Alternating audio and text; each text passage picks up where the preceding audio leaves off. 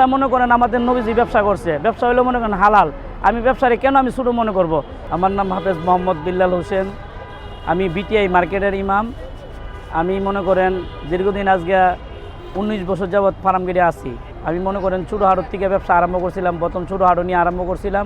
আমি আজকে এখানে 19 বছর মানে বিটিআই মানে প্রথম আসছিলাম এখানে মানে মসজিদে। আমি তো আর প্রথম ব্যবসা না, প্রথম মনে করেন আমি বিটিআই মার্কেটে মানে ইমামতি করতাম। পরে পার্ট টাইমে কী করবো, পরে দেখলাম ভাই বেড়াদারে মনে করেন ব্যবসা বাণিজ্য করার পরে আসরের পরে একটা নামাজের পরে নামাজ পড়তে তো মনে করেন আপনার 5-10 মিনিট বা আধা ঘন্টা সময় নেই। তার মানে এই সময় বসে থেকে তো আমার কোনো লাভ নাই। চিন্তা করলাম মনে করেন কি করা যায়, হালকা বেতন তো চলা যায় না। পরে চিন্তা করলাম ভাই বেড়াদার মনে করেন আমাদের ভাই বেড়াদার আছে, ওরা ব্যবসা বাণিজ্য করে, ওদের কাছে একটু দাঁড়ায় দেখলাম কি করা যায়। পরে ওরা আমার পরামর্শ দিল, করো সমস্যা নাই, ব্যবসা করলে তো অসুবিধা নাই। ব্যবসা মানে শুরু করে আমি প্রথম আরম্ভ করছিলাম। আরম্ভ করার পরে মনে করেন আপনারা এখন বর্তমান মানে ব্যাগের ব্যবসার আজকে মনে করেন 13-14 বছর হয়ে গেছে। এর আগে আমি মনে করেন ছোটো আর অন্য ব্যবসা আসিল, মানে বেড়াস টুপি আতর এগুলো দিয়ে আমি শুরু করছিলাম প্রথম। এই সময় তো হালকা পাতলা টাকা আসিল মনে করেন। পরে আমার কাছে যখন একটু মোটা অঙ্কের টাকা হয়েছে, পরে এই ব্যবসার আমার আগে জানা আসিল।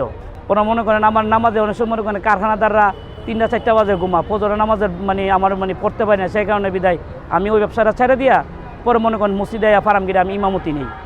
ইমামতি মনে করেন করতে গিয়ে তো মনে করেন সারাদিন নামাজ পড়তে তার বেশি সময় লাগে না, আধা ঘন্টা এক সময় নেয়। পরে আমি ব্যবসাটা আমি বাছাই করে নিলাম। এখন বর্তমান আমি আপনার দোয়ায় এই ব্যবসাতে আমি আসি। ব্যবসা মনে করেন আমাদের নবীজি ব্যবসা করছে, ব্যবসা হলে মনে করেন হালাল। আমি ব্যবসারে কেন আমি ছোটো মনে করব? আমি ছোটো হাট হলে ব্যবসা মনে করেন ব্যবসা লাইনে মনে করেন ব্যবসা কখনো ছোটো মনে করতে নাই।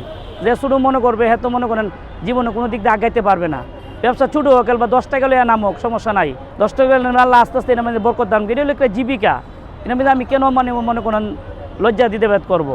আমি তো প্রথম মনে করেন আমি তো আমার ছেলে মেয়ে ছোটো আসিল আগে। আমার এই ব্যবসা দিয়ে মনে করেন আপনারা মানে ইনকামের টাকা দিয়ে আমার বড় ছেলেরা বাইরে পাঠাইছি, এক ছেলে হাফেজ বানাইছি, আমার সংসার মনে করেন এইভাবে চলতেছে। ঠিক আছে, এখন তো মনে করেন ব্যবসা বাণিজ্য করে মানে নিজের স্ত্রী যদি আপনার ঠিক মতো মনে করেন টাকা পয়সা না দিতেন, নিজের স্ত্রী তো আপনার ভালো পাবে না।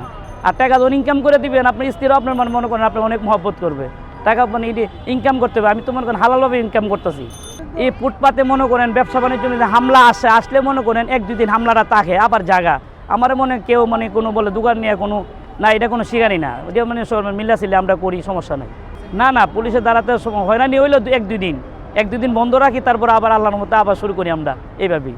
ব্যবসা বাণিজ্য বললাম না, এগুলো জীবিকা। এটা যদি মনে করেন কেউ আগাইতে পারবে। মনে করেন আমার মনে করেন আমি আপনারা আবার প্রশ্ন করতে পারেন হুজুর আপনি ফুটপাতে কেন?